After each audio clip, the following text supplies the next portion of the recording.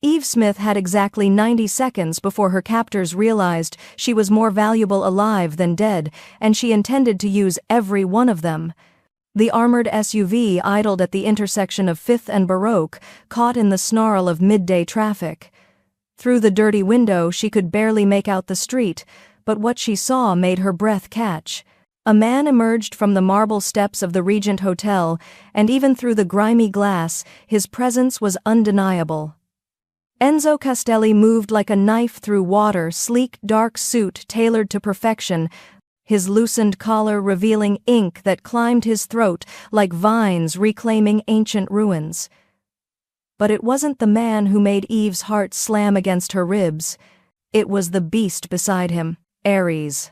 A brick wall of a pit bull, all muscle and bronze fur, prowled at Enzo's heel with the focused intensity of a trained killer.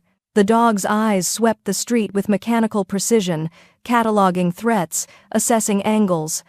Eve had maybe 3 seconds before the light changed. Her fingers, still bound with zip ties, fumbled with the torn piece of gallery canvas she'd ripped from her bag during the struggle. Using the edge of her silver bracelet, a gift from her brother, before he disappeared into witness protection, she scratched 2 words in desperate, jagged letters: "Kidnapped help." She pressed it against the window, angling it low. Not toward the man in the $10,000 suit, toward the dog whose intelligence radiated like heat. Ares stopped walking. His massive head swiveled. Those amber eyes locked onto the sign, then onto Eve's face. For one impossible moment, woman and animal shared a understanding that bypassed language entirely. Eve mouthed 2 words: "Please. Help." The pit bull's entire body went rigid. A sound emerged from his chest, low, primal, dangerous, that cut through the city's white noise like a blade. Enzo's hand tightened on the leash, his attention snapping from his phone to his dog to the SUV in one fluid motion. Then Ares did something Eve would never forget. "Stay with us, because what this pit bull does next will leave you speechless. Before we start, make sure to hit like and subscribe. And really, I'm curious. Where are you watching from? Drop your country name in the comments. I love seeing how far our stories travel." The dog lunged with such explosive force that the custom leather leash snapped like thread. He didn't bark, he didn't hesitate. He became a bronze missile aimed directly at the SUV's front tire, jaws open, purpose absolute. The collision of fang and rubber created a sound that made pedestrians scatter. Eve was thrown sideways as the SUV lurched violently, the driver screaming obscenities in Russian. The vehicle mounted the curb, sideswiped a newspaper stand, and came to a grinding halt against a fire hydrant. Water exploded upward in a glittering column. Through the cracked window, Eve watched Enzo Castelli approach. He moved with the unhurried confidence of a man who knew the city's pulse bent to his rhythm. His aviators reflected the chaos, his expression carved from marble. Behind him, Ares maintained a defensive stance over the shredded tire, growling a warning that needed no translation. The driver's door flew open. Dmitri, one of Viktor Petrov's most brutal enforcers, stumbled out, reaching for his concealed weapon. He never cleared leather. Enzo's movement was economical, brutal, final. One moment Dmitri was upright, the next he was face down on the wet pavement, arm twisted at an angle that made Eve's stomach turn. The second enforcer tried to exit through the rear, but Ares was already there, teeth bared, blocking any escape. Then Enzo's eyes found Eve through the broken window. They were the coldest thing she'd ever seen. Dark, assessing, devoid of mercy. He studied her the way a jeweler studies a stone, calculating value, authenticity, usefulness. "Out," he said simply. Eve's hands shook as she fumbled with the door handle.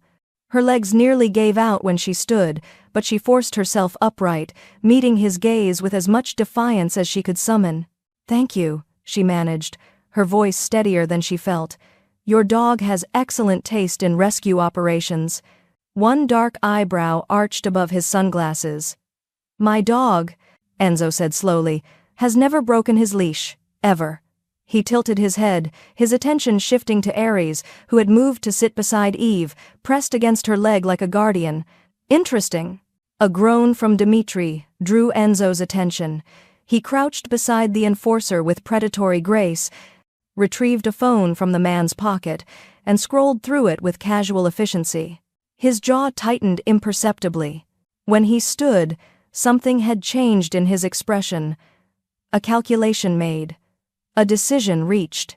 Eve Smith, he said, and her blood turned to ice. How did he know her name? 24 years old. Artist. Sister of Marcus Smith, currently residing in a very secure, very secret location under Castelli family protection. He pocketed the phone. The Petrovs didn't kidnap you randomly. They knew exactly who you were. Eve's defiance cracked. My brother is fine. For now. Enzo's tone was clinical. But you just became the most valuable piece on a chessboard you didn't know you were playing on. He glanced at the gathering crowd, the distant wail of sirens. We have approximately 90 seconds before this intersection becomes very complicated. You have a choice. Come with me and live, or stay here and see how long you survive when the Petrovs realize their operation just became front-page news. That's not a choice, Eve said. No. Enzo agreed, something almost resembling respect flickering across his features. It isn't. Ares pressed closer to Eve, his warmth solid and reassuring. 3 black SUVs rounded the corner, moving with purpose. Enzo held out his hand, palm up an invitation or a command. Eve couldn't tell which. She took it. His grip was firm, warm, absolute. He pulled her toward a sleek black car that materialized as if summoned, Ares flowing beside them like a bronze shadow.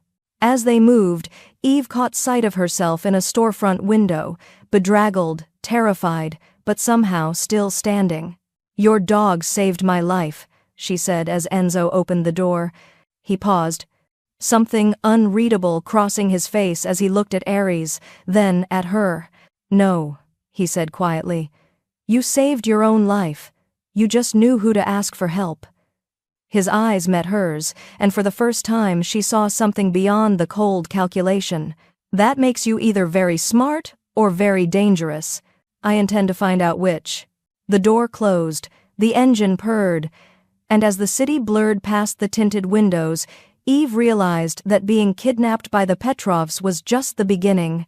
The real danger was sitting beside her, smelling of expensive cologne and controlled violence, with a dog who apparently had just rewritten both their fates. The safe house wasn't what Eve expected, no shadowy warehouse or abandoned building, instead, a penthouse apartment with floor-to-ceiling windows overlooking the city's glittering skyline. Enzo moved through the space with the ease of familiarity, his phone pressed to his ear, speaking rapid Italian that sounded like silk wrapped around steel.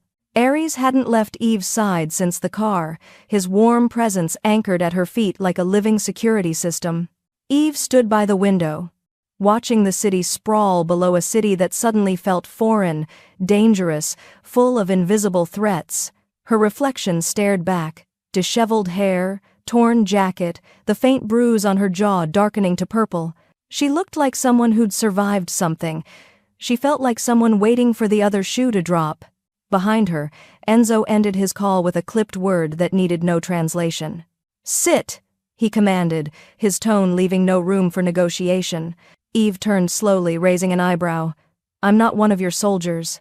No, Enzo agreed, moving closer with predatory grace. You're something far more complicated. He stopped 3 feet away, close enough that Eve could see the gold flecks in his dark eyes, the tension coiled in his shoulders. Which brings me to my question. What the hell were you thinking, signaling my dog? I was thinking, Eve said, meeting his gaze without flinching, that I was about to be trafficked or killed or both, and I needed help. Your dog looked smarter than half the people on that street. My dog, Enzo's voice dropped dangerously low, is trained to ignore distractions, trained to respond only to my commands. Yet he broke his leash, something he has never done for a complete stranger. Maybe he has better instincts than his owner. The words hung in the air between them, electric and defiant. Enzo's jaw tightened. For a moment, something flickered across his face: surprise, irritation, the ghost of amusement. "You have no idea who you're speaking to." Enzo Castelli, 33 years old, head of the Castelli crime family. Ruthless, calculating, and apparently very attached to his dog. Eve crossed her arms, channeling every ounce of courage she had left. "Did I miss anything?" "Yes," Enzo said quietly, stepping closer until the air itself seemed charged. "The part where I decide whether you're an asset or a liability." Before Eve could respond, a groan echoed from the adjacent room. The two Petrov enforcers, Sergei and his companion, were zip-tied to reinforced chairs, blood crusting their faces from Enzo's efficient takedown. Enzo moved toward them with the calm focus of a surgeon approaching an operating table. "Eve," he said without looking back, "stay there. And close your eyes if you have a weak stomach." "I'm an artist," Eve called after him. "I've seen plenty of blood." "Not like this." She followed anyway, Ares padding silently beside her. In the stark room, Enzo crouched before Sergei, his presence radiating controlled menace. "You have one chance," Enzo said in accented English, his tone conversational. "Tell me who ordered the hit, why they took the girl, and what they plan to do with her." Sergei spat blood onto the floor. "Go to hell." Enzo's expression didn't change. He simply stood, removed his suit jacket with careful precision, and rolled up his sleeves. The tattoos on his forearms were intricate saints and sinners, prayers written in ink and pain. What happened next was clinical, brutal, terrifyingly effective. Enzo didn't shout, didn't threaten. He simply applied pressure to specific points until Sergei's defiance crumbled into screaming cooperation. Eve forced herself to watch, to understand the man whose dog had saved her life. "The girl," Sergei finally gasped. "Victor wants the girl because she's Marcus Smith's sister. The witness you're protecting, he'll trade himself for her. Victor's plan: make the exchange, kill them both." The room went silent. Enzo straightened slowly, his eyes cutting to Eve with laser focus. "Marcus Smith." Eve's stomach dropped. "That's my brother." "I know exactly who your brother is."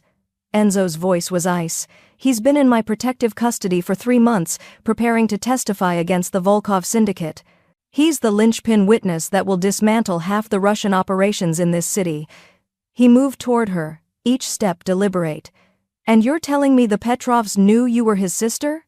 "I didn't tell anyone," Eve protested. Her mind racing. "Marcus and we haven't spoken in months. He went into hiding, and I thought he was just being paranoid." "He was being smart," Enzo interrupted. "Unlike you, apparently, who continued living your normal life, working at cafes, displaying art in public galleries, making yourself a perfect target. The accusation stung because it was true." "You're going to tell me everything," Enzo said, his voice brooking no argument. "Every conversation you had in the past 6 months, everyone who asked about Marcus, A phone buzzed. Sergei's phone. Lying on the nearby table. Enzo snatched it up, his expression darkening as he read the screen. "They know. The Petrovs know their team failed." As if summoned by the words, glass exploded inward. The window shattered in a spray of crystalline shards. Eve hit the floor on instinct, Ares covering her body with his own. Above her, Enzo moved like controlled chaos weapon drawn, returning fire with surgical precision. "How many?" Eve shouted over the gunfire. "Too many," Enzo called back, ejecting a spent magazine and slamming home a fresh one. They sent a full tactical team. More windows shattered. Bullets tore through expensive furniture, shredded artwork, punched holes in walls. Enzo dropped 2 shooters, then 3, but more kept coming, professionals rappelling down from the roof, breaching through the service entrance. "We need to move," Enzo growled, grabbing Eve's arm and hauling her toward a hidden door she hadn't noticed. "Now, what about—" "They're already dead," Enzo said flatly, referencing the captured enforcers. "Focus on staying alive." They burst into a service corridor, Ares leading point. Behind them, the sound of tactical boots echoed heavy, rhythmic, inevitable. Enzo pulled Eve against the wall, his body shielding hers, his breath warm against her ear. Listen, carefully. You are not some random kidnapping victim anymore. You're Marcus Smith's sister, which makes you the single most valuable piece of leverage in this city. The Petrovs will burn everything to get you. And now that I have you, I have to protect you to protect my own operation. So what does that make me? Eve asked, hating how her voice trembled. Enzo's dark eyes met hers, and for a moment, she saw past the crime lord to the man beneath, exhausted, burdened, but unbending. You're not gonna be bait, he said firmly, his hand tightening on her arm. You're going to be leverage. The first tactical team rounded the corner, weapons raised. Move! Enzo commanded, pulling Eve into a run. Behind them, the first shots rang out sharp, violent, echoing through the corridor like thunderclaps. And Eve Smith, artist and sister and unexpected catalyst, ran beside a mafia boss and his loyal dog, her quiet life burning to ash behind her with every bullet that tore through the air. The service exit spilled them into the chaos of the Mercado district, a labyrinth of vendor stalls, food carts, and afternoon crowds that pressed together like a living organism.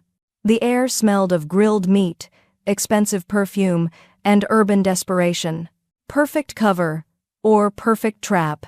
Enzo moved through the crowd like a shark through water fluid, purposeful, lethal.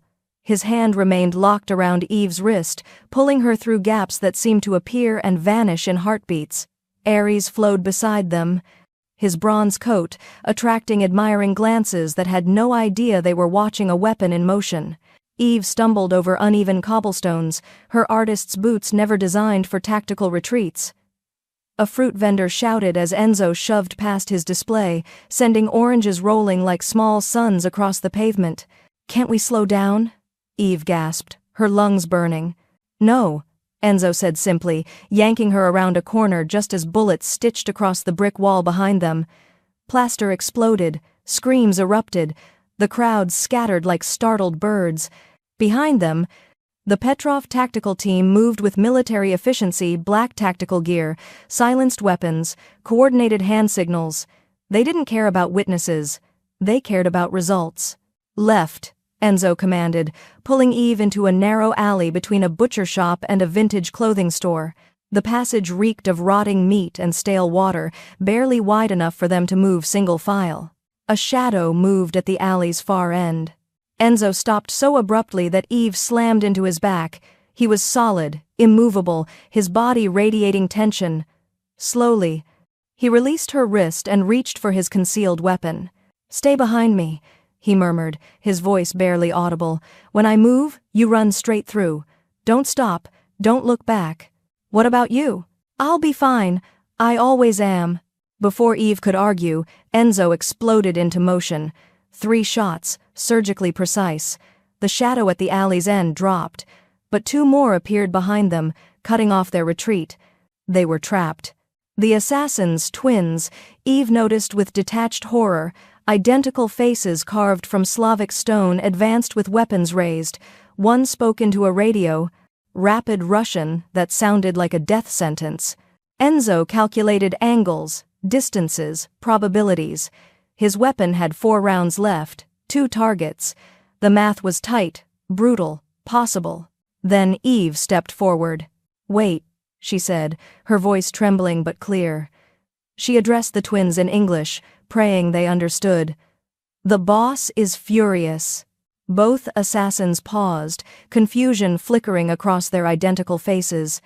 Eve forced herself to continue, channeling every ounce of terrified sincerity she possessed.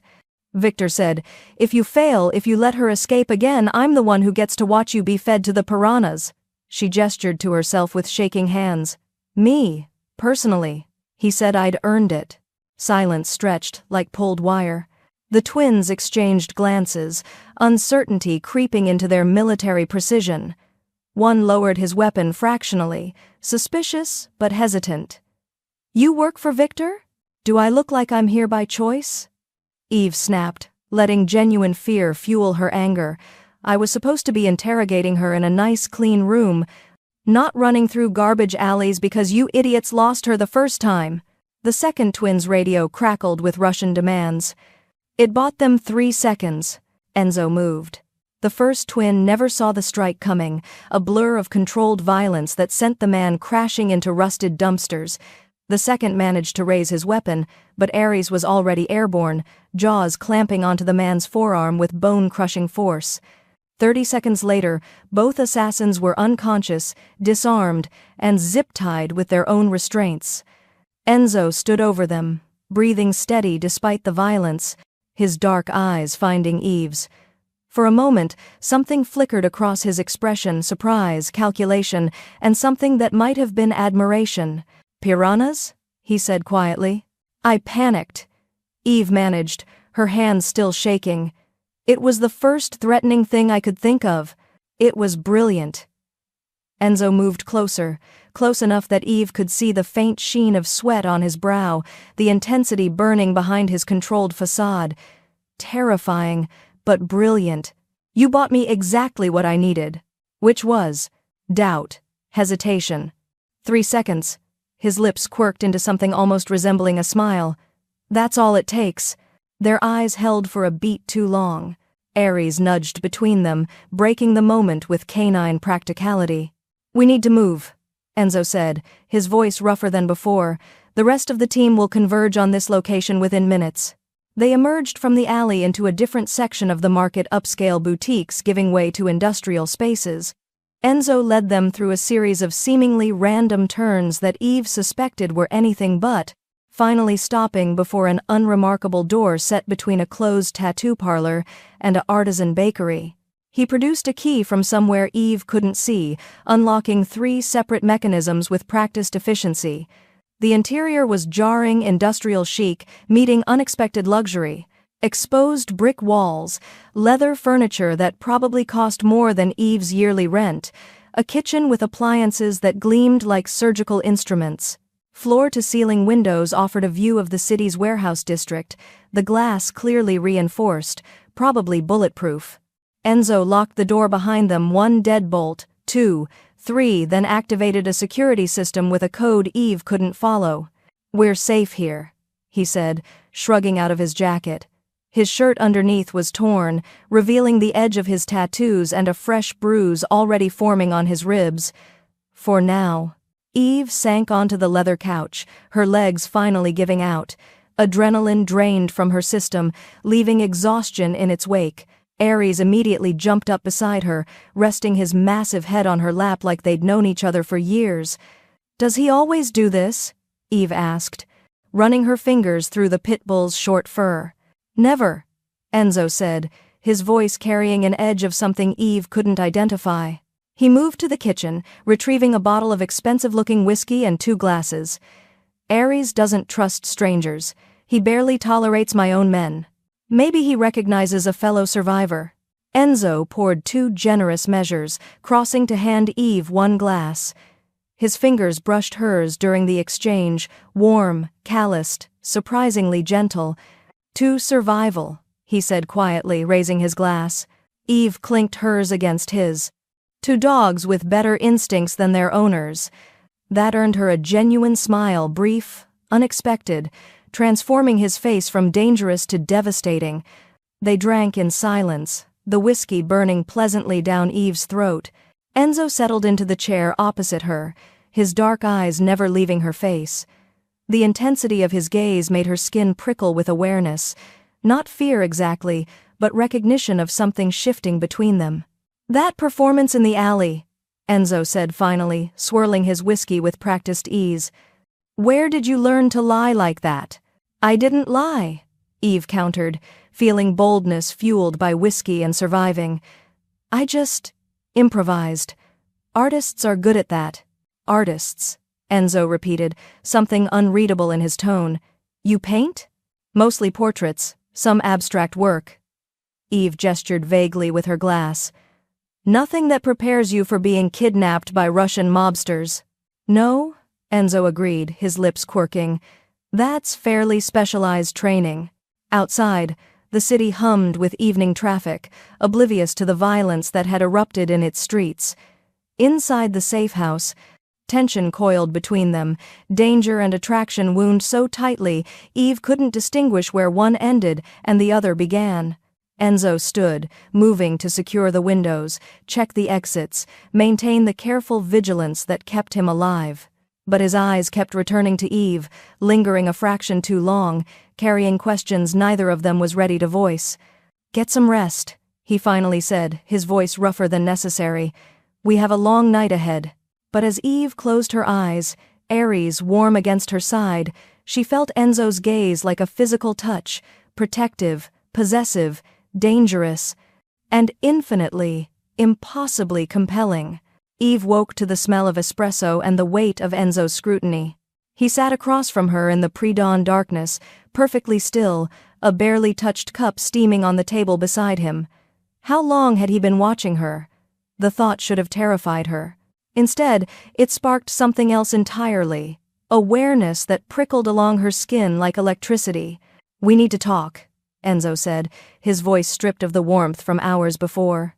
Eve sat up, dislodging Ares, who grumbled but relocated to the floor. Through the reinforced windows, the city was still caught between night and morning, streetlights competing with the first hints of dawn. "What time is it?" 4:30. Enzo leaned forward, elbows on his knees, his dark eyes intense. "I need you to tell me everything about your brother. Every conversation, every contact, everyone who knew about your relationship with Marcus." The interrogation had begun. Eve wrapped her arms around herself, suddenly cold despite the apartment's warmth. "Marcus and I haven't spoken in 4 months. Not since he called me at 2 a.m., terrified, saying he'd witnessed something he couldn't unsee and needed to disappear." "What exactly did he witness?" "He never told me specifics, just that it involved the Volkov syndicate, money laundering, and people who'd kill to keep it quiet." Eve's voice cracked. "He said the less I knew, the safer I'd be." "Guess that theory didn't work out." Enzo's expression remained unreadable. "Who else knew Marcus was your brother? Everyone? It's not a secret. We have the same last name. We grew up in the same neighborhood. I mean, recently," Enzo interrupted, his tone sharpening. "Who have you told in the past 6 months?" Eve thought back, her mind foggy with exhaustion and fear. "My gallery owner, Elena. A few friends from art school. My landlord, maybe? I don't know, Enzo, it's not exactly classified information." "It should have been." He stood, pacing the length of the room with predatory restlessness. "The Petrovs targeted you specifically. They knew who you were, where you'd be, exactly when to strike. That level of intelligence requires either extensive surveillance or someone told them," Eve finished quietly. "Yes." The word hung between them, heavy with accusation. Eve's restlessness finally overcame her exhaustion. She stood, moving to the windows, pressing her palm against the cool glass. Outside, the city was waking up delivery trucks, early commuters, a world that continued spinning despite the chaos consuming her life. "I can't just sit here," she said, her voice tight. "I need to move, to do something, to what? Paint your feelings?" Enzo's tone was harsh, but when Eve turned to glare at him, she caught something softer beneath the sarcasm. Concern, maybe, or exhaustion that mirrored her own. "Actually, yes." Eve spotted her bag, the one she'd been carrying when the Petrovs took her sitting on the kitchen counter.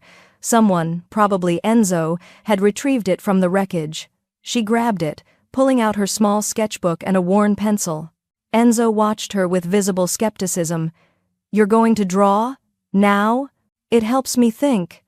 Eve settled back onto the couch, flipping to a clean page. Her hand moved almost involuntarily, muscle memory taking over. "You interrogate people. I sketch them." For several minutes, the only sound was pencil on paper and Enzo's measured breathing as he continued his restless patrol of the apartment. Eve's sketch took shape, Ares in perfect profile, every muscle captured, his intelligent eyes rendered with careful attention to the alertness that never quite faded. She added shadows, texture, the weight of his presence.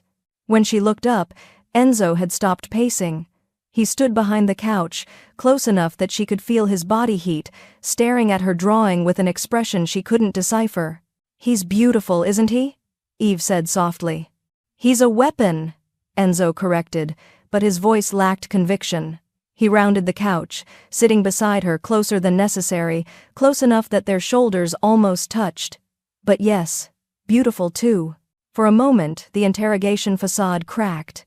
Eve saw exhaustion in the lines around his eyes, the weight of responsibility in the set of his shoulders. This wasn't just a crime lord protecting an asset. This was a man trying to keep everyone alive, including himself. "Marcus was always the brave one," Eve said quietly, returning to her sketch. "I was the quiet sister, the one who hid in art studios and avoided confrontation. When he told me he was going to testify, I begged him not to, told him to run, to disappear somewhere far away." Her pencil stilled. "He said some things are worth dying for. I called him an idiot." "He was right," Enzo said, his voice gentler than she'd heard it. "And you were right. Both things can be true." Eve looked at him, really looked, and saw past the tailored menace to something more complicated. A man who'd chosen this life or been born into it, she couldn't tell which, but a man who understood the cost of protection, the weight of loyalty. "Why do you care?" she asked. "About Marcus? About me? We're just leverage to you." Enzo held her gaze, something unguarded flickering across his features. "At first, maybe, but my dog chose you. Ares hasn't been wrong about someone in 8 years. That makes you—" He stopped abruptly, his attention snapping to Eve's neck. "What?" Eve touched her throat self-consciously. "That necklace." Enzo's voice had gone cold again. "Dangerous. Where did you get it?" Eve's fingers found the delicate chain she always wore, a small silver charm shaped like a paintbrush, a gift she treasured. "Marcus gave it to me. Right before he disappeared," he said. Her voice caught. "He said it was to remember him by, in case something happened." Enzo stood with lethal speed, pulling Eve to her feet. "Take it off. Now." "What? Why?" "Take it off." The command was absolute. With shaking hands, Eve unclasped the necklace. Enzo snatched it from her palm, holding it up to the dim light. His jaw tightened, every muscle in his body radiating fury barely contained. He carried the necklace to the kitchen, retrieving a knife from a drawer. With surgical precision, he pried apart the small paintbrush charm. Something fell onto the counter with a metallic clink. A tiny electronic device, no bigger than a grain of rice, gleaming with malevolent purpose. Eve's world tilted. "No. That's not Marcus wouldn't." "Marcus didn't," Enzo said, his voice like gravel. He picked up the device with gloved hands, examining it with the expertise of someone who'd seen too many. "This is military-grade tracking technology. Surgical implantation, long-range capability, probably activated remotely." His dark eyes found hers, and in them, Eve saw fury and something worse, pity. "Someone close to your brother planted this. Someone who knew he'd give you something meaningful before disappearing." The betrayal hit like a physical blow. Eve's legs gave out. She caught herself against the counter. "They've been tracking me this whole time? Every gallery, every cafe, every safe house I brought you to." Enzo finished grimly. He turned, hurling the necklace against the wall with explosive force. It shattered, pieces scattering like stars across expensive hardwood. Ares was on his feet, alert to his master's fury. "The Petrovs don't just want the witness," Enzo growled, his accent thickening with rage. "They have someone inside Marcus's protective detail, someone who had access to him, to his personal effects, to his plans." He stalked toward Eve, gripping her shoulders with barely controlled intensity. "Which means they know everything. Every safe house, every extraction route, every contingency plan." Eve's voice came out barely a whisper. "We're not safe anywhere." "No," Enzo agreed, his face inches from hers, his breath warm against her skin. "We're not. Outside? The first true light of dawn broke across the city skyline, illuminating the wreckage of Eve's shattered necklace and the dangerous intimacy of their proximity. And in that moment, surrounded by betrayal and tracking devices and the weight of impossible odds, Eve understood. Her brother's enemies had turned her into a weapon against everyone she touched, including the one man trying to keep her alive. The shattered necklace remained on the floor like evidence at a crime scene. Eve stared at the scattered pieces, her mind cycling through memories now tainted with suspicion. Every moment Marcus had seemed paranoid suddenly made terrible sense. Enzo was already moving, phone pressed to his ear, speaking rapid Italian interspersed with names Eve didn't recognize. His fury had transformed into something colder, more focused, the difference between fire and ice, both capable of destruction. He ended the call with a sharp word, then turned to Eve. "Get dressed. We have 30 minutes before my people arrive." "Your people?" "My lieutenants. The only men I trust with my life." His eyes held hers, dark and uncompromising. "And now with yours." 28 minutes later, Eve stood in Enzo's bedroom because, of course, this safe house was his personal space, wearing borrowed clothes that fit surprisingly well. Black jeans, a dark sweater, boots designed for movement rather than fashion. She barely recognized herself in the mirror. The woman staring back looked capable. Dangerous, even. Voices echoed from the main room, deep, male, speaking Italian with the casual authority of men accustomed to violence. Eve took a breath and stepped out. 4 men occupied the space, each one a study in controlled menace. They stopped talking the moment she appeared, their collective attention focused and assessing. "Gentlemen," Enzo said in English, a courtesy Eve appreciated. "This is Eve Smith, Marcus Smith's sister. The reason the Petrovs just declared open season on our operations."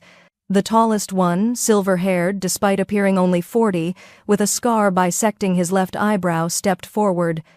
"Dante Marchesi, Enzo's consigliere." His handshake was firm, professional, his eyes cataloging her like inventory. "The tracker situation is problematic. That's one word for it," Eve muttered. A younger man, maybe late 20s, with the kind of pretty boy features that probably concealed significant danger, grinned. "Luca Rossi. I handle tech and surveillance." He held up a small device similar to the one from her necklace. "Military grade, probably Israeli manufacture. Expensive. Whoever planted this had serious resources." The other 2 introduced themselves. Marco, built like a tank and in charge of physical security, and Alessio, quieter, with the focused eyes of a sniper. Enzo spread a map across the dining table, not a street map, but something more detailed, showing buildings, underground tunnels, security camera placements throughout the city's financial district. "The tracker is our advantage now," Enzo said, his finger tracing routes on the map. "The Petrovs think they know where Eve is. We use that. Feed them false information, draw them into a controlled environment." "And the mole?" Dante asked, his voice carrying decades of strategic thinking. "We flush them out." Enzo's smile was predatory. "Eve is bait. But this time, we control the trap." Eve's stomach tightened. "I thought I wasn't supposed to be bait." "You're not." Enzo's eyes met hers, and something passed between them. Trust, maybe, or the beginning of it. "You're the hunter pretending to be prey. There's a difference." For the next hour, they planned. Luca explained how he'd create a false signal using the tracker's signature, leading the Petrovs to an abandoned warehouse in the industrial district Castelli territory, controlled, surveilled. Marco detailed exit strategies, defensive positions, contingency plans for when things inevitably went wrong. Through it all, Ares remained pressed against Eve's leg, his warmth grounding her in the tactical chaos. Dante noticed. "The dog never leaves your side." "I've noticed," Eve said quietly.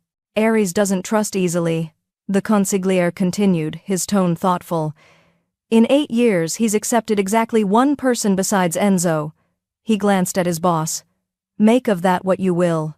Enzo's jaw tightened, but he said nothing. The lieutenants eventually left to prepare, leaving Eve and Enzo alone with maps, weapons, and unspoken tension thick enough to choke on. Eve moved to the windows, watching the city pulse with afternoon life, normal people living normal lives, unaware of the chess game being played in the shadows. "Why do you do this?" she asked without turning. "The violence, the constant danger, the weight of keeping everyone alive. Why not just walk away?" Silence stretched behind her. Then footsteps, measured and deliberate. Enzo stopped beside her, close enough that their shoulders almost touched. "You think I chose this? Didn't you? My father built this empire on blood and strategy. When I was 23, a rival family decided to eliminate the Castelli line. They killed my father in front of me, my uncle, my 2 older brothers." His voice was stripped of emotion, clinical. "I survived because Ares, barely a year old, then attacked the shooter, gave me 3 seconds. Eve turned to look at him. In profile, backlit by afternoon sun, he looked carved from stone and shadows. 3 seconds, Enzo continued softly. "That's all it takes to lose everything or save it. I took over because the alternative was extinction. For my family, for everyone under our protection, for the balance that keeps this city from devolving into complete chaos. That's quite a burden. It's the only one I've got." He finally looked at her, and the weight in his eyes stole her breath. "Ares is my most loyal confidant because he's the only one who doesn't want something from me. He doesn't care about power or money or legacy, he just—" Enzo's voice roughed. "He just stays." Eve understood then. The dog wasn't a weapon or a status symbol. He was proof that loyalty could exist without agenda, that trust didn't always come with strings attached.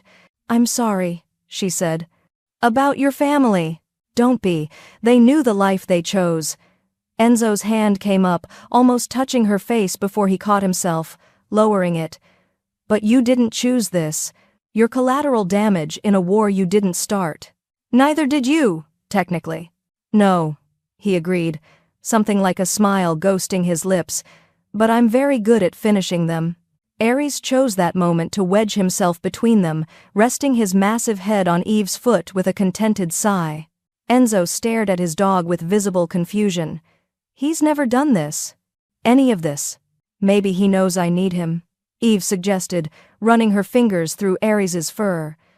"Or maybe he's just tired of your emotional constipation and decided someone needed to model healthy attachment."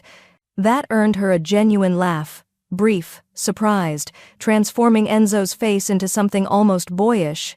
The moment broke when Enzo's phone buzzed. He read the message, his expression hardening back into strategic focus. "Luca's ready. The false signal goes live in 2 hours."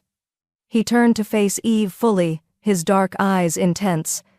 "This is your last chance to walk away. I can put you on a plane to anywhere in the world. New identity, clean start, protection until the Petrovs are eliminated. And Marcus? I'll handle it." Eve shook her head. "He's my brother. I'm not running while he's in danger." "Eve. Besides," she interrupted, channeling the defiance that had kept her alive this long, "I know things about Marcus. His habits, his tells, how he thinks when he's scared. Your mole knows tactics and security, but they don't know him. Not like I do." Enzo studied her for a long moment, calculation warring with something else in his expression. Finally, he moved to a locked cabinet, retrieving a small device, a communication earpiece, practically invisible. He held it out to her. "You do exactly as I say," he said, his voice brooking no argument. "You follow every order without question. You stay where I tell you, move when I tell you, breathe when I tell you." He stepped closer, his presence overwhelming. "Because if something happens to you, if the Petrovs get their hands on you again, they won't just use you against Marcus, they'll use you against me. And that makes you a weapon I can't afford to lose." Eve took the earpiece, her fingers brushing his. "That almost sounded like you care." "I care about strategic assets," Enzo corrected, but his eyes betrayed him, darkening with an intensity that had nothing to do with tactics. "Right," Eve said softly. "Strategic assets." Neither of them moved. The space between them crackled with possibility and danger and the weight of everything unspoken. Ares yawned, breaking the tension with canine practicality. 2 hours, Enzo repeated, his voice rough. Then we end this. Eve nodded, fitting the earpiece carefully. Then we end this. The Velvet Cage wasn't technically a nightclub, it was a front for money laundering, arms deals, and the kind of conversations that ended with bodies in the river. But it had excellent cocktails and a dress code that kept out the riffraff. Eve adjusted the black dress Enzo had procured from somewhere she didn't want to know about. It fit like sin, hugged curves she'd forgotten she had, and made her feel like someone else entirely. Someone dangerous. Stop fidgeting, Enzo murmured beside her.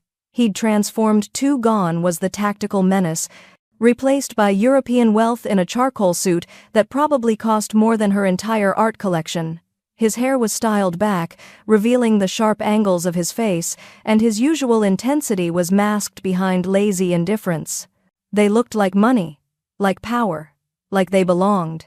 I've never been good at playing dress-up, Eve whispered as they approached the club's entrance, where 2 security mountains checked identification with the thoroughness of TSA agents.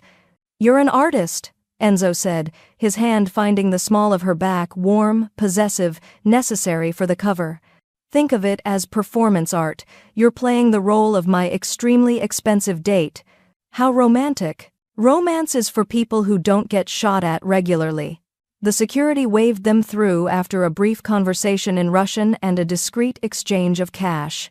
Inside, the Velvet Cage lived up to its name. Opulent red velvet booths, crystal chandeliers that cast fractured light across beautiful, dangerous people, and music just loud enough to mask conversation. Eve's artist's eye catalogued everything. The exits, 3 visible, probably more hidden. The security cameras conspicuously absent in certain corners. The VIP section cordoned off by more muscle, the bar positioned to observe the entire space. 2nd floor. Northwest corner, she murmured, her lips barely moving. That's where the real business happens. 3 guards rotating in 15-minute intervals. Through the earpiece, Dante's voice crackled with approval. The girl's observant. I like her. Enzo guided Eve to the bar, his hand never leaving her back. They ordered drinks, vodka martini for her, whiskey, neat for him, and played the role of wealthy couple surveying the entertainment. There, Eve said quietly, tilting her head toward a booth where a man sat alone, scrolling through a tablet. Mid-40s, expensive suit, the kind of face that disappeared in crowds. He's not drinking. Everyone else is either drunk or pretending to be. He's working. Enzo's eyes followed her line of sight. Victor's accountant, Pavel Sokolov. If anyone knows where they're holding Marcus, it's him. So we ask nicely? Something like that. They moved through the crowd with practiced ease, Enzo's presence parting bodies like water. Pavel looked up as they approached, his expression shifting from annoyance to calculation. Mr. Castelli, Pavel said in heavily accented English, I thought Victor made it clear your family wasn't welcome in our establishments. Victor says a lot of things, Enzo replied smoothly, sliding into the booth uninvited. Eve followed, playing her role as ornamental companion. But business is business, and I hear you're the man who makes the numbers work. I don't discuss business with competitors, not even when the competitor has information about a certain tracking device planted in his protective custody. Pavel's micro-expression, a flicker of surprise quickly masked, told Eve everything. He knew about the tracker, which meant he knew about the mole. I don't know what you're talking about, Pavel said carefully. Eve leaned forward, channeling every ounce of bored sophistication she could muster. The paintbrush charm. Military-grade tracker. Israeli manufacture. She examined her nails with affected disinterest. We found it. We know about Marcus Smith. We know Victor plans to use him to dismantle the Castelli-Volkov agreement. She looked up, meeting Pavel's eyes with unexpected steel. What we don't know is where you're keeping him. Yet. The accountant's jaw tightened. His hand moved subtly toward his jacket. Enzo's gun materialized faster than thought, pressed against Pavel's ribs beneath the table's edge. Poor choice, friend. "This is neutral territory," Pavel hissed. "You can't—" "I just did." Enzo's smile was all teeth. "Now, the witness's location. Quickly, before my patience runs out." Pavel's eyes darted around the club, looking for backup. That's when Eve noticed them, 3 men in tactical gear, trying to look casual, moving through the crowd with purpose. Toward their booth. "Enzo," she warned, her voice tight. He saw them too. "Time to go. Now." They moved as one, Enzo pulling Eve from the booth just as the first operative reached for his concealed weapon. The club erupted into controlled chaos, patrons scattering, security converging, the careful illusion of legitimacy shattering. Enzo's hand locked around Eve's wrist, pulling her through the crowd toward a service exit she'd spotted earlier. Behind them, shouts in Russian, the metallic click of weapons being readied. They burst through the exit into a narrow service corridor, industrial and claustrophobic. Enzo slammed the door, engaged an emergency lock that wouldn't hold long. "Where's the car?" Eve gasped, adrenaline singing through her veins. 2 blocks north. We need to—" The door exploded inward. Enzo shoved Eve behind him, his body a shield, returning fire with brutal precision. 2 operatives dropped. A third appeared from a connecting corridor, cutting off their escape route. Victor's second in command, Dmitry Volkov. Built like a tank, with the dead eyes of someone who'd killed before breakfast. "The girl," Dmitry said in thickly accented English, his weapon trained on Eve. "Victor wants her alive. You, Castelli, he's less particular about." Enzo's calculation was instant angles, distances, probabilities. He couldn't get them both out, but he could get Eve out. "Run," he commanded, not looking back at her. "I'm not leaving. Run." Eve ran. The corridor was a maze of industrial nightmare pipes, locked doors, the smell of old grease and newer violence. Behind her, gunfire erupted, followed by the sounds of close combat. She burst through a fire exit into an alley, gasping for air. Enzo appeared 30 seconds later, blood on his knuckles, his suit torn. He grabbed her hand without slowing, pulling her into a desperate sprint. They reached the car, a nondescript sedan Luca had positioned, and threw themselves inside. Enzo's hands shook as he started the engine, his usual composure cracked and bleeding. The car peeled away from the curb as bullets sparked off the rear panel. They drove in silence for 3 blocks. 4, 5. Finally, Enzo pulled into a darkened parking structure, killing the engine in the deepest shadow. His breathing was ragged. Eve's matched it. They sat in darkness, alive against impossible odds, the adrenaline crash hitting them simultaneously. "You were supposed to run," Enzo said, his voice raw. "I did run," Eve countered. "Right after you." He turned to face her, and in the shadows, his eyes were wild fear and fury, and something else entirely. "You could have been killed. So could you. That's different." "Why?" "Because you're the big bad Mafia boss and I'm just—" Enzo kissed her. It wasn't gentle.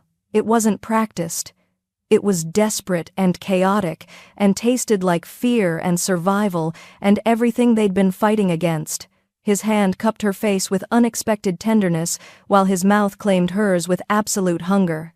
Eve's hands fisted in his torn jacket, pulling him closer, kneading the reality of him solid, alive, here. The kiss deepened, months of tension shattering in seconds. When they finally broke apart, both gasping for air, Enzo's forehead pressed against hers. "That," he started, his voice wrecked, "was a one-time thing?" Eve finished, her lips still tingling. "A momentary lapse in judgment? Adrenaline-fueled mistake? Was inevitable," Enzo corrected quietly. "And terrifying." "Terrifying? You make me want things I can't have. Things that will get you killed." Eve's hand came up, tracing the line of his jaw. "Little late for that concern, don't you think?" He captured her hand, pressing a kiss to her palm that felt more intimate than the kiss they'd just shared. Then he released her. Pulling back, his walls reconstructing themselves brick by careful brick. "That never happened," he said, starting the car, his voice rougher than gravel. "Focus on the mission. Eve settled back in her seat, adjusting her ruined dress, feeling the ghost of his lips on hers. "Wouldn't dream of it, boss," she said, and let herself smile. Because they both knew she was lying, and he knew that she knew he was lying. And in the darkness of the parking structure, with violence behind them and more ahead, that shared lie felt more honest than any truth they could have spoken. The plan started falling apart at exactly 9:47 p.m. Luca's false signal had worked perfectly, too perfectly. The Petrovs had committed more resources than anticipated, turning what should have been a surgical extraction into a full-scale siege. Now Enzo and Eve were trapped on the 14th floor of the Meridian Tower, a half-renovated office building in the financial district, with Petrov operatives controlling every exit. "Dante," Enzo spoke quietly into his comm, "we need extraction, now." Static crackled back. "Pinned down 3 blocks, Ares is—" The connection died. Enzo's jaw tightened. Through the shattered window, Eve could see muzzle flashes from adjacent buildings. The Castells were engaged, but too far away to help. They were alone. "Rooftop," Enzo decided, already moving. He grabbed Eve's hand, pulling her through the skeletal office space, exposed beams, construction equipment, drop cloths fluttering like ghosts. Behind them, boots thundered up the stairwell. Russian voices coordinated the hunt. They burst onto the roof into cold night air. The city sprawled below them, beautiful and indifferent to their survival. Adjacent buildings created a maze of different heights, gaps varying from jumpable to suicidal. "There," Enzo pointed to a building 20 feet away, 1 story lower. "We jump, move across 3 more rooftops, reach the rendezvous point on Harmon Street." "That's a terrible plan." "It's the only plan." He was already backing up, measuring distance, calculating trajectory. On 3, 1, gunfire erupted from the stairwell door. Enzo returned fire without looking, his shots precise enough to force the operatives back into cover. 2, Eve's heart hammered against her ribs.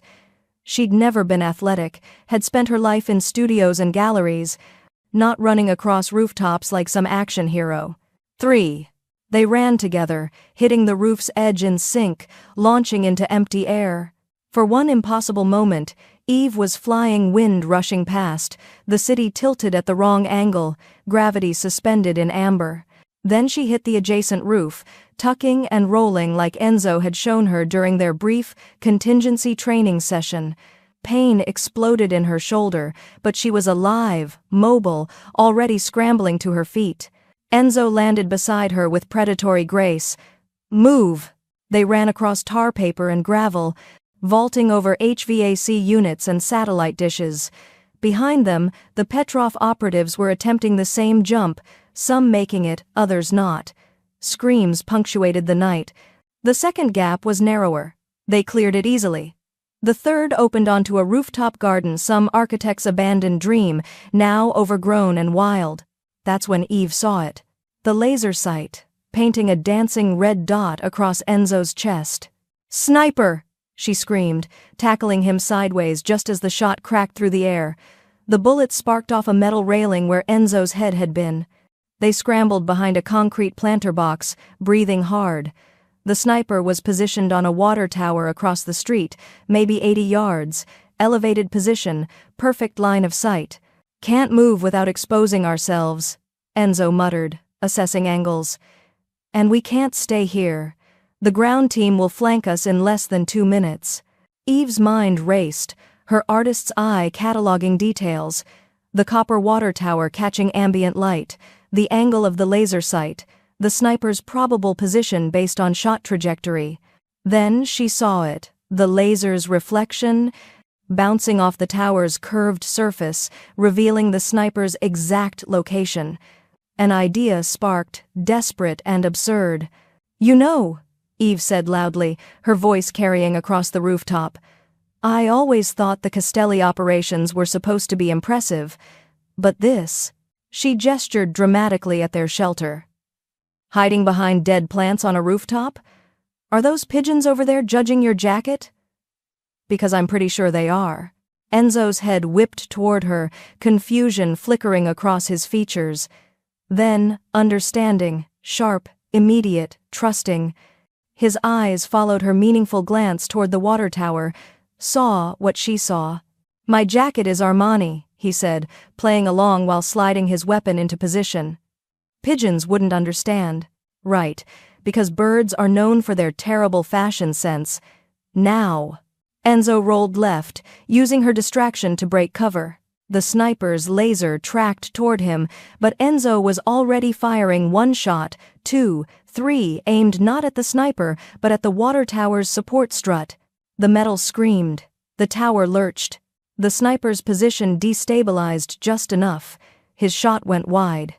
Enzo's 4th bullet didn't miss. Silence fell across the rooftop, broken only by distant sirens and their ragged breathing. Enzo stared at Eve with an expression she couldn't quite parse: awe, terror, something that looked dangerously close to pride. "Pigeons judging my jacket?" he said finally. "It worked, didn't it? You're either brilliantly insane or insanely brilliant. I haven't decided which. Can't I be both?" A smile ghosted his lips, gone as quickly as it appeared. "We need to move.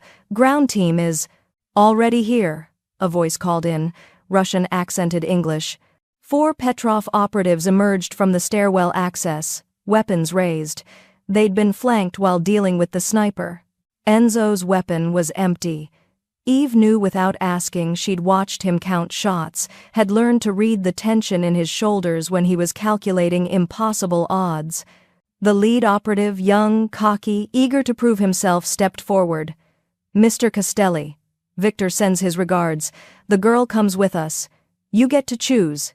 Easy death or hard death." "How about option 3? Eve said, her hand sliding into her jacket pocket.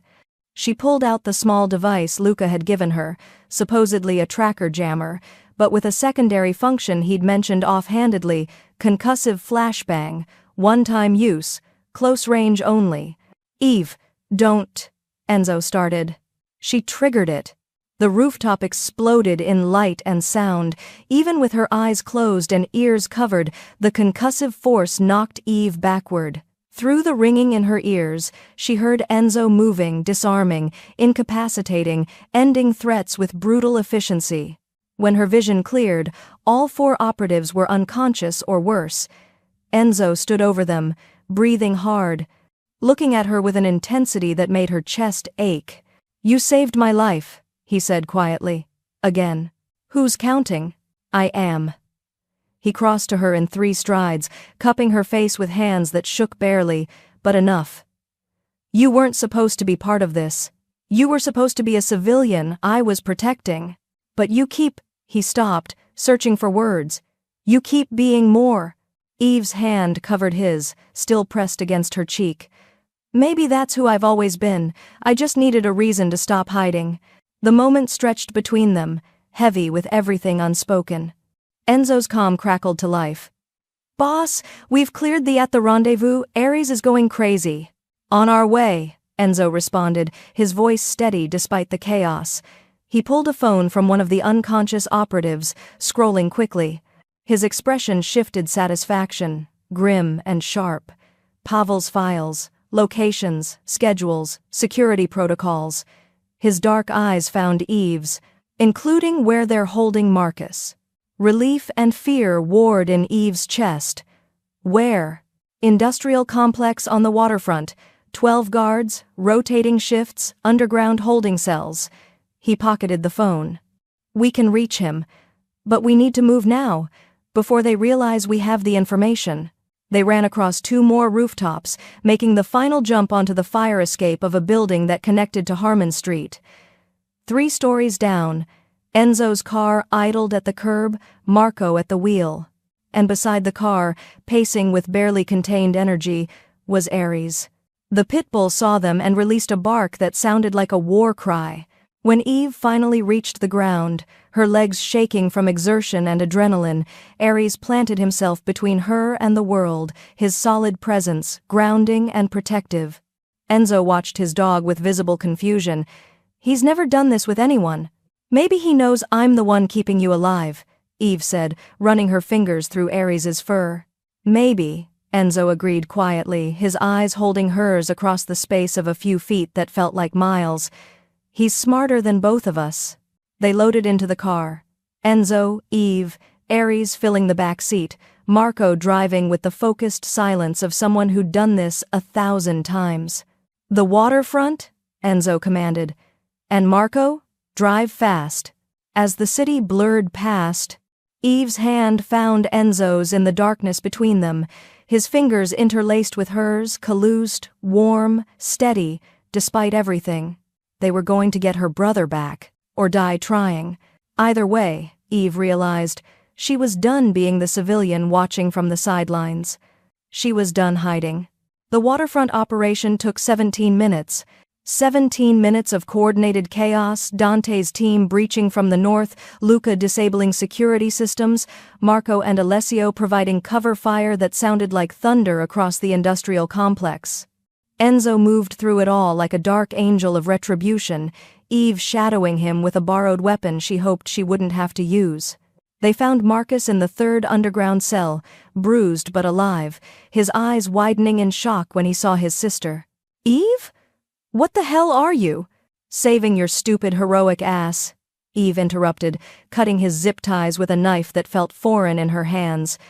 Explanations later. Running now. The extraction was textbook perfect. By the time Petrov reinforcements arrived, the Castellis were ghosts, leaving only bodies and burning evidence behind. Now, 3 hours later, Marcus sat in the medical wing of the Castelli compound, a fortress disguised as a luxury estate on the city's outskirts, being treated by a doctor who asked no questions and recorded no names. Eve stood in the hallway outside, blood on her borrowed tactical gear, exhaustion pulling at her bones. She'd done it. They'd done it. Marcus was safe.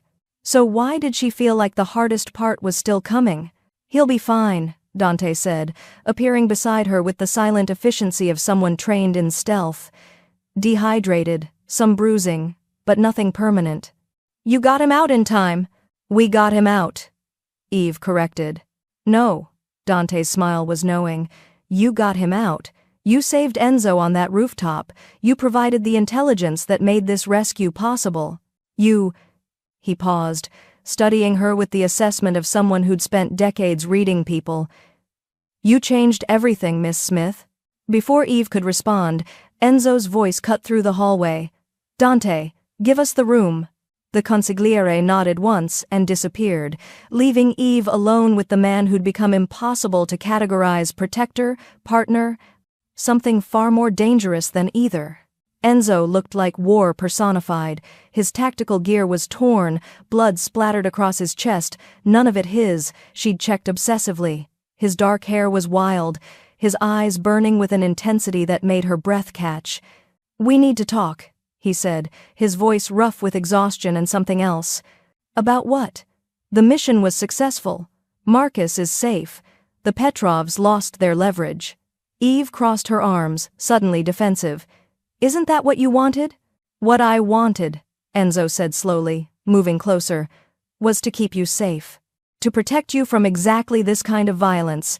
Instead, you threw yourself into the center of it. I saved your life." "I know." The words exploded from him, raw and unfiltered. "You saved my life on that rooftop. You saved yourself in that alley. You've been saving everyone around you since the moment you signaled my dog." He stopped 3 feet away, his hands clenched at his sides. "And it's terrifying." Eve's anger faltered. "Why?" "Because I can't protect someone who refuses to stay protected. Because you're not supposed to be part of this world. Because..." He stopped, struggling with words that clearly didn't come easily. "Because you make me want things that will get you killed." "Like what?" "Like this." He closed the distance between them, his hands coming up to frame her face with unexpected gentleness. "Like having you beside me. Not behind me. Like trusting someone other than a dog for the first time in 8 years. Like imagining a future that doesn't end in violence." Eve's heart hammered against her ribs. "Enzo, I'm not done." His thumbs traced her cheekbones, his touch reverent despite the blood staining his hands. "You changed the rules." "Eve Smith." You were supposed to be a civilian I was protecting, a strategic asset, collateral damage I was minimizing. His dark eyes held hers, vulnerable in a way that stole her breath. But you became something else. Something I didn't plan for and can't control. What? Eve whispered, barely daring to hope. Everything. The word hung between them, heavy with implication and promise and fear. Eve's hands came up, covering his where they still cradled her face. I'm not leaving. I'm not hiding. I'm not going to be shipped off to some safe house in another country while you fight this war alone. Eve. I'm not finished either, she interrupted, channeling every ounce of defiance she possessed. You said I make you want impossible things? Well, you made me brave. You made me realize I'd been hiding in art studios my whole life, afraid of confrontation, afraid of being seen. But I'm done hiding. She stepped closer, until their bodies were almost touching. I want to be part of this. Not as someone you protect, but as someone who stands beside you. You don't know what you're asking. I know exactly what I'm asking. I've seen your world, Enzo. I've run through it, bled in it, survived it. And I'm still here, still choosing this.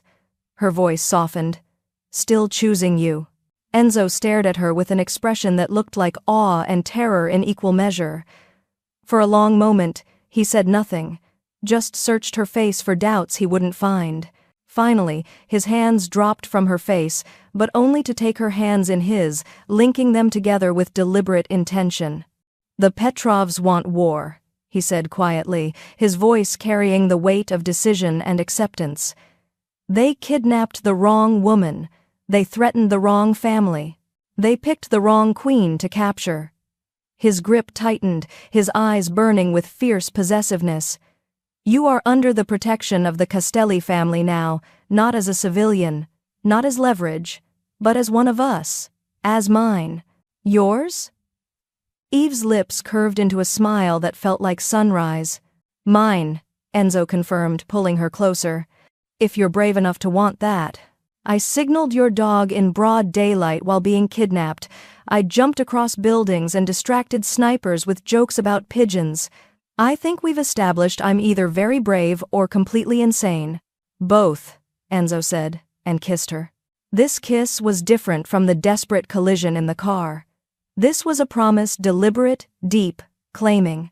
His hands slid into her hair, angling her head to deepen the kiss, and Eve melted into him, finally allowing herself to feel everything she'd been holding back. When they finally broke apart, both breathing hard, Enzo rested his forehead against hers. This won't be easy, he warned. The Petrovs won't stop. There will be more danger, more violence, more nights like tonight. Good thing I'm not looking for easy, Eve replied, her fingers tracing the line of his jaw. I'm looking for real. A throat cleared behind them. They turned to find Marcus standing in the medical wing doorway, supported by Dante, looking confused and protective and slightly murderous. Someone want to explain, Marcus said slowly. Why my sister is kissing the Mafia boss who's been keeping me locked up for 3 months. Eve and Enzo exchanged glances. It's complicated, they said in unison. Marcus looked at Dante. Is this complicated good or complicated bad? Honestly? Dante smiled. It's complicated interesting, which in our world is the best you can hope for. The next hour was a whirlwind of explanations, recriminations, and reluctant acceptance. Marcus wasn't thrilled about his sister's new alliance, but he was alive to complain about it, which Eve considered a win. Luca reported that the tracker network had been completely dismantled. The Petrov mole, a junior security officer seduced by money and threats, had been identified and neutralized. The immediate danger had passed. But as Enzo had warned, the larger war was just beginning. Late that night, Eve found herself on a balcony overlooking the Castelli compound's grounds, Ares pressed against her leg in companionable silence. The city glittered in the distance, beautiful and treacherous. Enzo emerged from the shadows, 2 glasses of whiskey in hand. He offered her one, then stood beside her, their shoulders touching. No regrets? He asked quietly. Eve thought about her quiet life, the galleries, the cafes, the safe invisibility. Then she thought about rooftops and car chases, and the feeling of standing beside someone who saw all of her and didn't flinch. "Not one," she said. Enzo's arm came around her waist, pulling her close. She leaned into him, exhausted but triumphant, alive in ways she'd never been. "The Petrovs will respond," Enzo murmured against her hair. "This isn't over." "I know. It's going to get worse before it gets better." "I know that too." "And you're still staying?" Eve turned in his arms, meeting his dark eyes without hesitation. "I'm still staying." He kissed her again, softer this time, tender despite the violence that surrounded them. And somewhere in the compound below, preparations were already beginning for the war that was coming. But for this moment, this breath, they had each other. And that was enough. Dawn broke over the city like a wound, red and angry, bleeding light across steel and glass. Eve woke in Enzo's bed, wrapped in sheets that smelled like expensive cologne and gunpowder, the events of the previous night feeling both surreal and undeniable. Enzo wasn't beside her. She found him in the main room of his penthouse suite, standing before a wall of monitors displaying news feeds from every major network. He wore only black pants, his tattooed torso a map of violence survived, his spine rigid with tension. Something was wrong. "Enzo?" Eve moved closer, Ares padding beside her, sensing the shift in atmosphere. He didn't turn, just gestured toward the screens with a glass of whiskey that suggested he'd never gone to sleep. Every channel showed the same thing.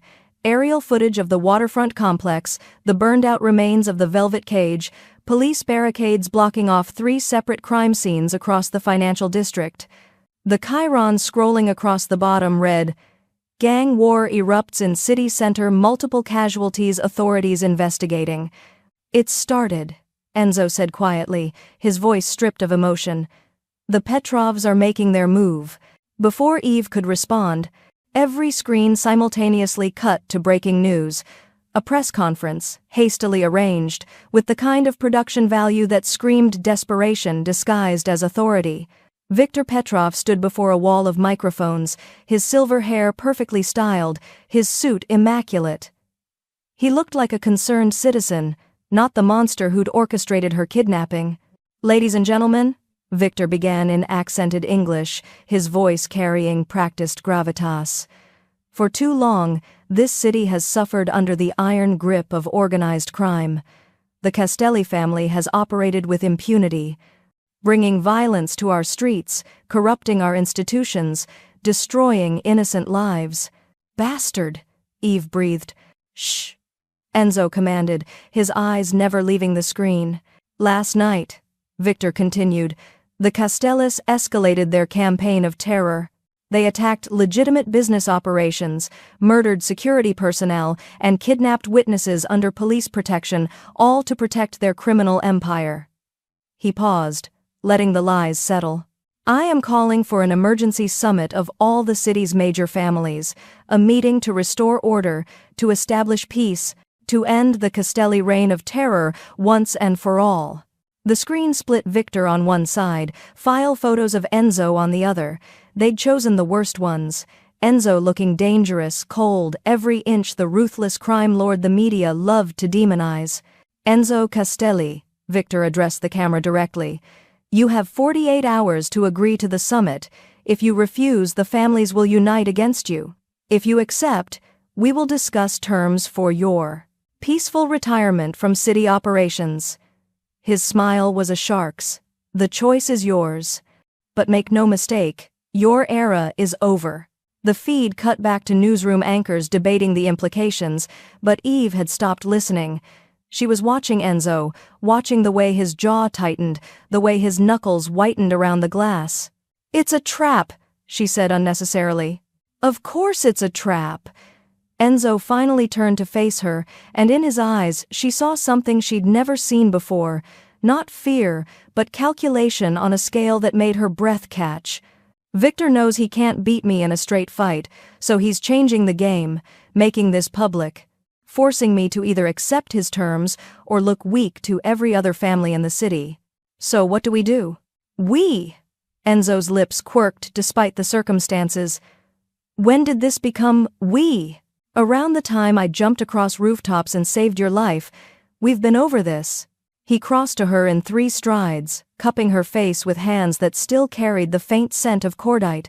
If I accept this summit, if I walk into that room, there's a significant chance I don't walk out. The Petrovs will have every angle covered, every contingency planned. Then we plan better, Eve said simply. You have Dante, Luca, Marco, Alessio, the best strategic minds in the city.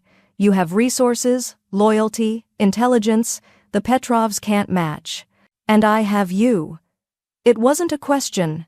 You have me, Eve confirmed, her hand covering his. Whether you want me or not. I want you, Enzo said quietly, intensely. That's the problem. Because wanting you means protecting you, and I can't protect you if I'm walking into a trap designed to end me. Eve's smile was fierce. Good thing I don't need protecting anymore. I need a partner, someone who trusts me to stand beside him, not behind him. Enzo stared at her for a long moment, something shifting in his expression, acceptance, resignation, pride, fear, love, all warring for dominance. His phone buzzed. Dante's name flashed across the screen. Enzo answered, putting it on speaker. Tell me, every family in the city is watching? Dante's voice came through, tight with tension. The Petrovs just forced your hand publicly. If you refuse the summit, you look weak. If you accept, you're walking into an execution. I know. So, what do we do? Enzo's eyes never left Eve's face. We give them what they want. We accept the summit. We walk into their trap. Silence on the line. Then, boss. But we don't walk in as victims. Enzo continued, his voice hardening into command. We walk in as conquerors. The Petrovs have given me a gift, Dante, a reason to stop operating in shadows, a reason to burn everything down and rebuild it properly.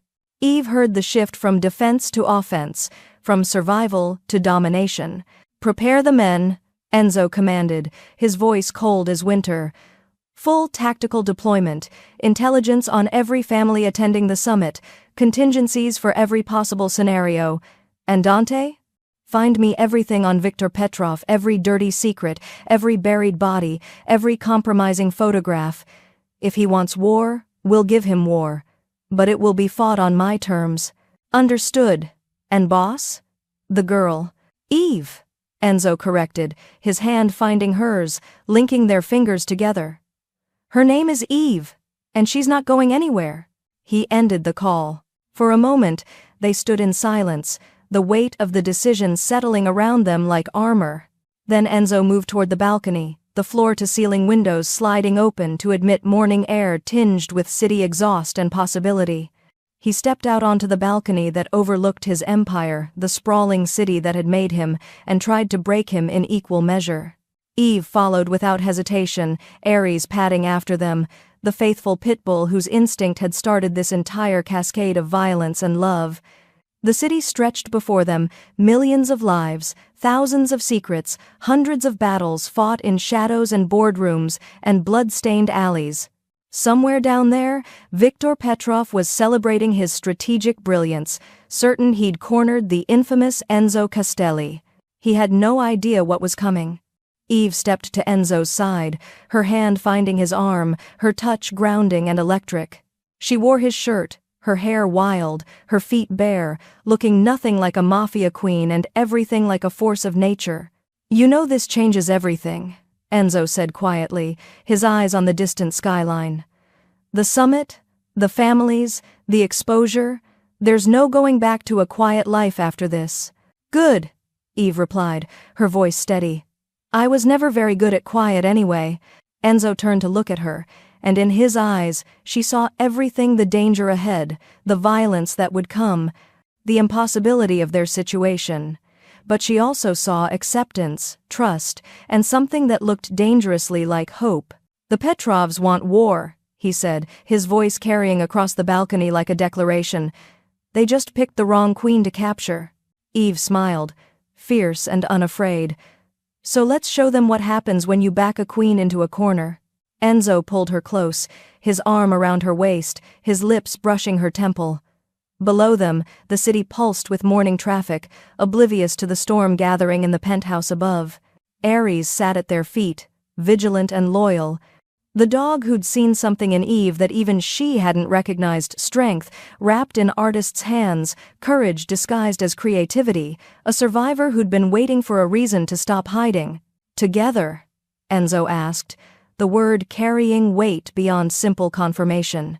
Eve looked up at him, this dangerous, complicated man who'd become her unexpected salvation and damnation in equal measure. Together, she confirmed. And as the sun climbed higher over the city, painting everything in shades of gold and shadow, Enzo Castelli and Eve Smith stood side by side, two people who'd found each other in the chaos of kidnapping and violence, who'd built something real from desperation and trust. The war was coming. The summit would be a bloodbath. The city would shake with what was about to unfold. But they would face it together, the Mafia boss, the artist, and the loyal dog whose instinct had rewritten all their fates. Ready to burn everything down and rebuild it in their image. Ready to show Viktor Petrov and every other family in the city what happened when you underestimated a woman who signaled a dog instead of a man. Ready to rule. The end. Or, perhaps, just the beginning.